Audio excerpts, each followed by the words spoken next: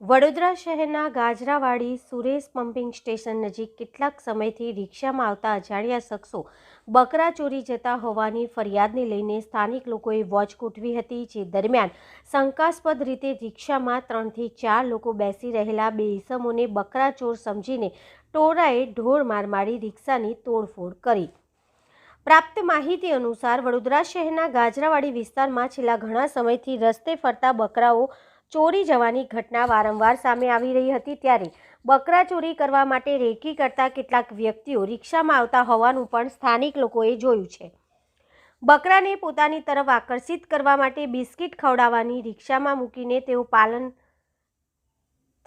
પલાયન થઈ જતા હોવાનું સામે આવતા સ્થાનિક લોકોએ વોચ ગોઠવી હતી। જેમાં એક રિક્ષામાં બે વ્યક્તિઓ 3 થી 4 કલાક સુધી એક જ સ્થળે બેસીને બકરાની રાહ જોતા હોવાનું સ્થાનિકોની નજરમાં આવતા સ્થાનિક રહીશોએ તેઓને ઢોર માર માર્યો હતો। બકરા ચોર હોવાની આશંકાએ રિક્ષા ચાલક અને તેના સાગરીતને માર મારીને રિક્ષાની તોડફોડ પણ કરી હતી। જ્યારે સમગ્ર મામલો સ્થાનિક પોલીસ મથકે પહોંચ્યો છે।